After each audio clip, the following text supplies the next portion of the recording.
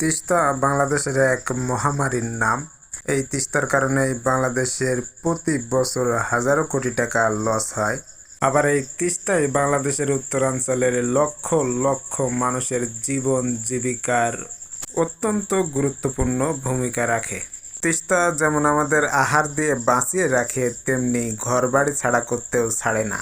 তিস্তার দুঃশাসন থেকে বাঁচতে আমরা যদি তাকে সঠিকভাবে শাসন করতে পারি, তাহলে দেখা যাবে এই তিস্তাই বাংলাদেশের ভাগ্যের চাকা সচল রাখতে বড় একটা ভূমিকা রাখবে। শুধু উত্তরাঞ্চলের মানুষ নয়, গোটা বাংলাদেশের মানুষের জন্যই তিস্তা প্রকল্প বাস্তবায়ন করা অত্যন্ত জরুরি দরকার। বাংলাদেশের প্রেক্ষাপট যদি দেখি, বাংলাদেশ নদীমাতৃক দেশ। এই দেশে প্রায় ছোট বড় দিয়ে 700-র বেশি নদী আছে।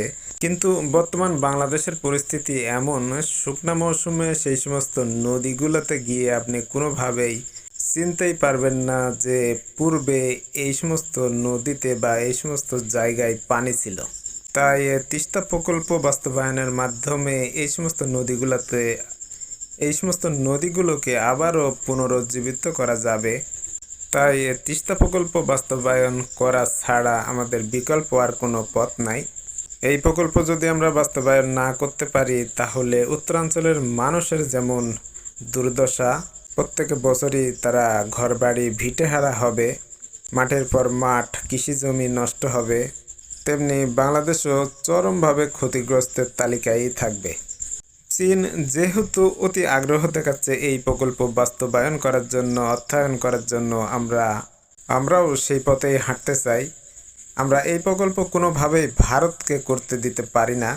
ভারত অতীতে আর বর্তমান অথবা ভবিষ্যতে কোনো সময় ভারত বাংলাদেশের কোনো দিনই ভালো চাইবে না বা ভালো করার চিন্তাও তাদের নাই। চীনও যে একেবারে নিঃস্বার্থভাবে এই কাজ করবে তাও না। চীন যেহেতু অতি আগ্রহ দেখাচ্ছে, এই কাজটা তাদেরকে দেওয়াই উচিত। ভারতকে কোনোভাবেই এই কাজে যুক্ত করা যাবে না, তাদের কোনো অংশীদারিত্বও নেই।